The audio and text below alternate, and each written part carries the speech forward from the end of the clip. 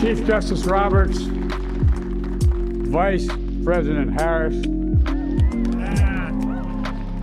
Speaker Pelosi, Leader Schumer, Leader McConnell, Vice President Pence, and my distinguished guests, my fellow Americans. This is America's day. This is democracy's day. A day of history and hope, of renewal and resolve. Through a crucible for the ages, America has been tested anew, and America has risen to the challenge. Today, we celebrate the triumph not of a candidate, but of a cause, the cause of democracy. The people, the will of the people has been heard, and the will of the people has been heeded. We've learned again that democracy is precious. Democracy is fragile. And at this hour, my friends, democracy has prevailed. So now, on this hallowed ground where just a few days ago, violence sought to shake the Capitol's very foundation, we come together as one nation, under God, indivisible, to carry out the peaceful transfer of power as we have for more than 2 centuries. As we look ahead in our uniquely American way, restless, bold, optimistic, and set our sights on the nation we know we can be and we must be. I thank my predecessors of both parties for their presence here today. I thank them from the bottom of my heart. And I know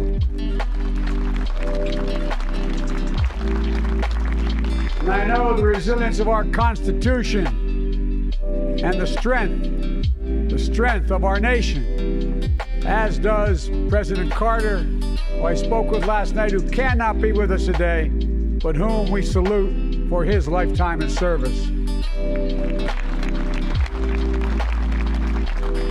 I've just taken the sacred oath each of those patriots have taken. The oath first sworn by George Washington. But the American story depends not on any one of us, not on some of us, but on all of us, on we the people who seek a more perfect union. This is a great nation. We're good people. And over the centuries, through storm and strife, in peace and in war, we've come so far, but we still have far to go. We'll press forward with speed and urgency, for we have much to do in this winter of peril and significant possibilities. Much to repair, much to restore, much to heal, much to build, and much to gain. Few people in our nation's history have been more challenged or found a time more challenging or difficult than the time we're in now. Once-in-a-century virus that silently stalks the country has taken as many lives in 1 year as America lost in all of World War II. Millions of jobs have been lost. Hundreds of thousands of businesses closed.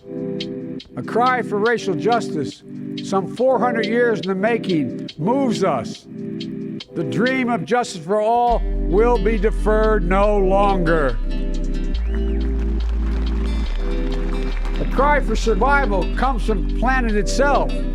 A cry that can't be any more desperate or any more clear. And now, a rise of political extremism, white supremacy, domestic terrorism, that we must confront and we will defeat. To overcome these challenges, to restore the soul and secure the future of America, requires so much more than words. It requires the most elusive of all things in a democracy: unity. Unity. In another January, on New Year's Day in 1863, Abraham Lincoln signed the Emancipation Proclamation. When he put pen to paper, the president said, and I quote, "If my name ever goes down into history, it'll be for this act, and my whole soul is in it." My whole soul is in it. Today, on this January day, my whole soul is in this, bringing America together, uniting our people, uniting our nation. And I ask every American to join me in this cause.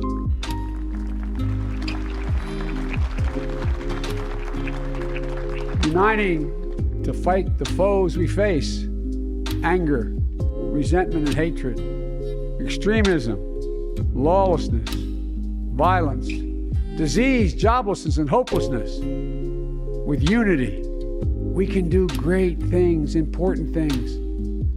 We can right wrongs. We can put people to work in good jobs. We can teach our children in safe schools. We can overcome the deadly virus.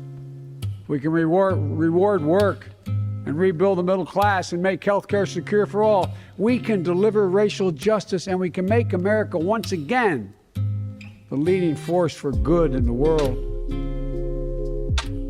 I know speaking of unity can sound to some like a foolish fantasy these days. I know the forces that divide us are deep and they are real. But I also know they are not new. Our history has been a constant struggle between the American ideal that we're all created equal and the harsh, ugly reality that racism, nativism, fear, demonization have long torn us apart. The battle is perennial, and victory is never assured. Through Civil War, the Great Depression, World War, 9/11, through struggle, sacrifice, and setbacks, our better angels have always prevailed. In each of these moments, enough of us have come together to carry all of us forward. And we can do that now. History, faith, and reason show the way of unity. We can see each other not as adversaries, but as neighbors. We can treat each other with dignity and respect. We can join forces, stop the shouting, and lower the temperature. For without unity, there is no peace, only bitterness and fury. No progress, only exhausting outrage. No nation, only a state of chaos. This is our historic moment of crisis and challenge. And unity is the path forward. And we must meet this moment as the United States of America. If we do that, I guarantee you we will not fail. We have never, ever, ever, ever failed in America. And we've acted together. And so today, at this time, in this place, let's start afresh, all of us. Let's begin to listen to one another again, hear one another, see one another, show respect to one another. Politics doesn't have to be a raging fire, destroying everything in its path. Every disagreement doesn't have to be a cause for total war. And we must reject the culture in which facts themselves are manipulated and even manufactured.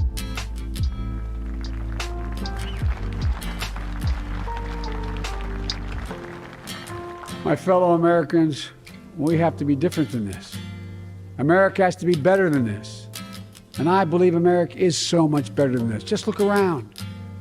Here we stand in the shadow of the Capitol Dome, as was mentioned earlier, completed amid the Civil War, when the Union itself was literally hanging in the balance.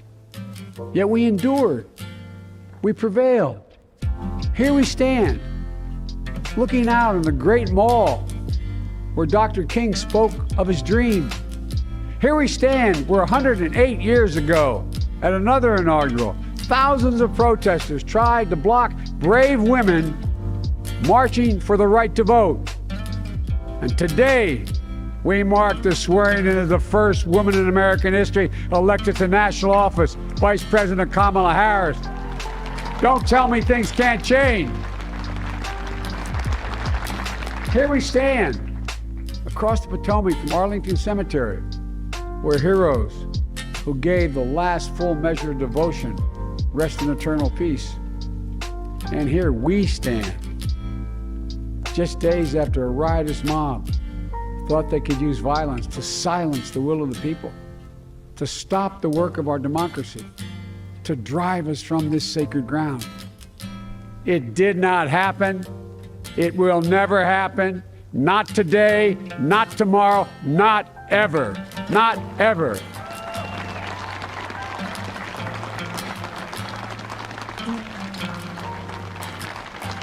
To all those who supported our campaign, I'm humbled by the faith you've placed in us. To all those who did not support us, let me say this. Hear me out as we move forward. Take a measure of me and my heart. If you still disagree, so be it. That's democracy. That's America. The right to dissent peaceably within the guardrails of our republic is perhaps this nation's greatest strength. Yet hear me clearly. Disagreement must not lead to disunion. And I pledge this to you. I will be a president for all Americans. All Americans. And I promise you, I will fight as hard for those who did not support me as for those who did.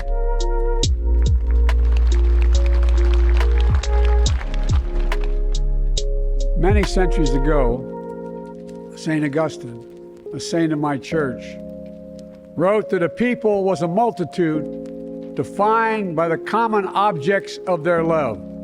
Defined by the common objects of their love.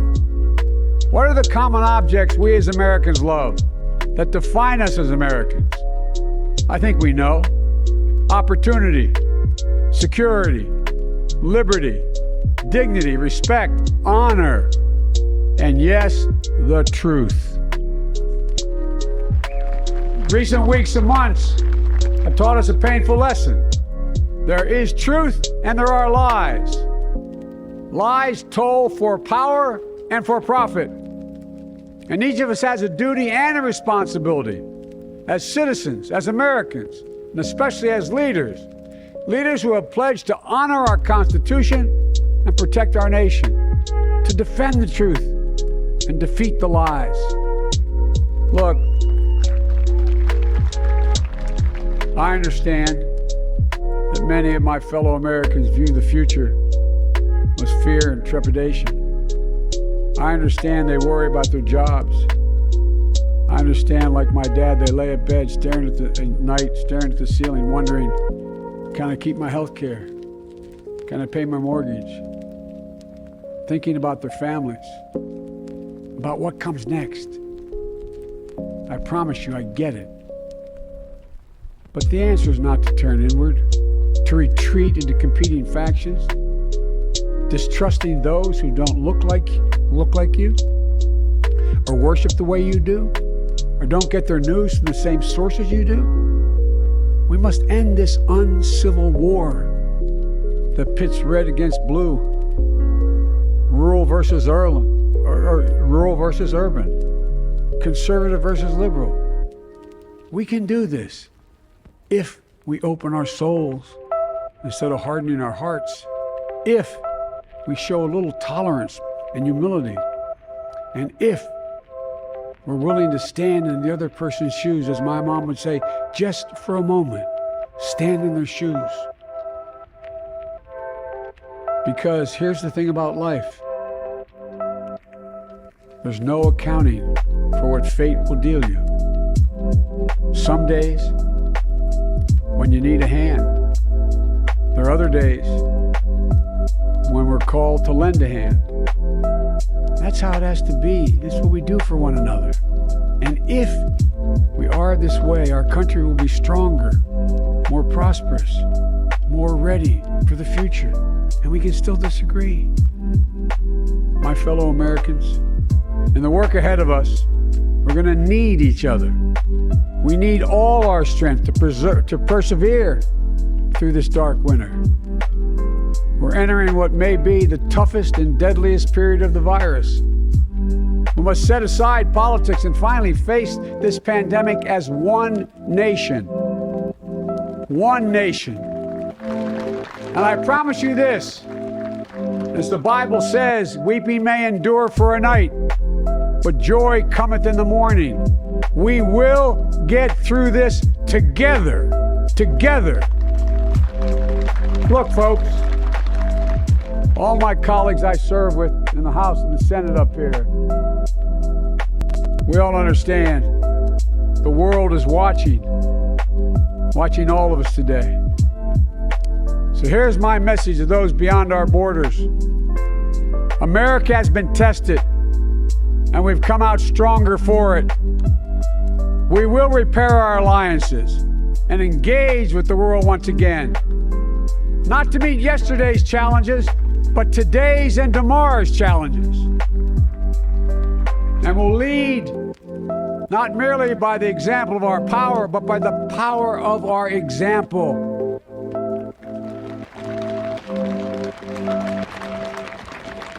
We'll be a strong and trusted partner for peace, progress, and security.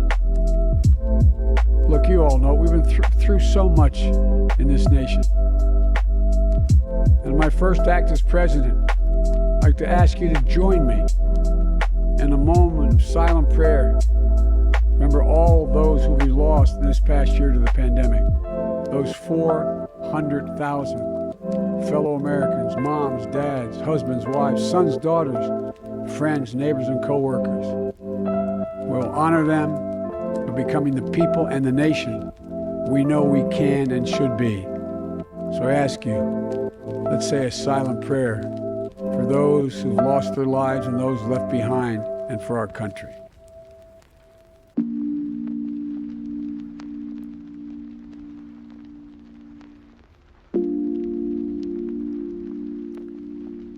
Amen. Folks, this is a time of testing. We face an attack on our democracy and on truth, a raging virus, growing inequity, the sting of systemic racism, a climate in crisis, America's role in the world. Any one of these would be enough to challenge us in profound ways. But the fact is, we face them all at once, presenting this nation with one of the gravest responsibilities we've had. Now we're going to be tested. Are we going to step up? All of us? It's time for boldness, for there's so much to do. And this is certain. I promise you, we will be judged, you and I, by how we resolve these cascading crises of our era. We will rise to the occasion is the question. Will we master this rare and difficult hour? Will we meet our obligations and pass along a new and better world to our children? I believe we must. I'm sure you do as well. I believe we will. And when we do, we'll write the next great chapter in the history of the United States of America, the American story. A story that might sound something like a song that means a lot to me. It's called American Anthem.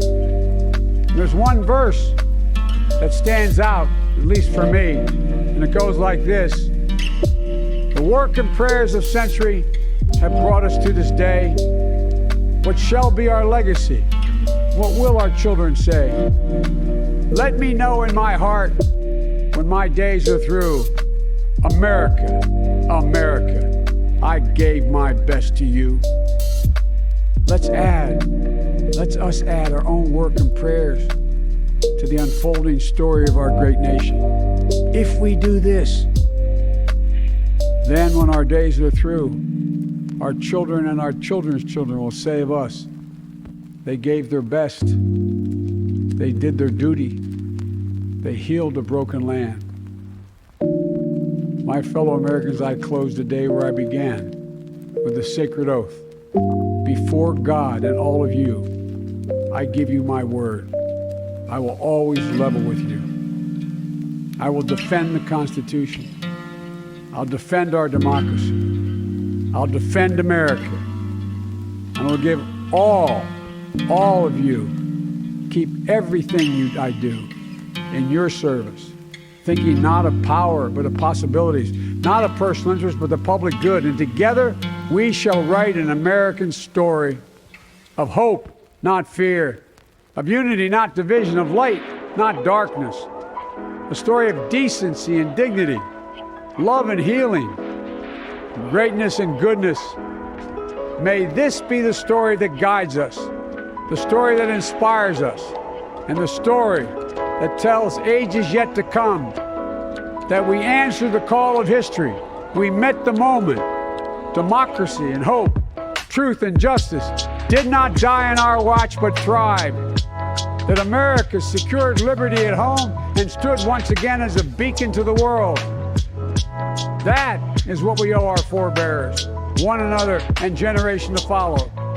So, with purpose and resolve, we turn to those tasks of our time, sustained by faith, driven by conviction, and devoted to one another and the country we love with all our hearts. May God bless America, and may God protect our troops. Thank you, America.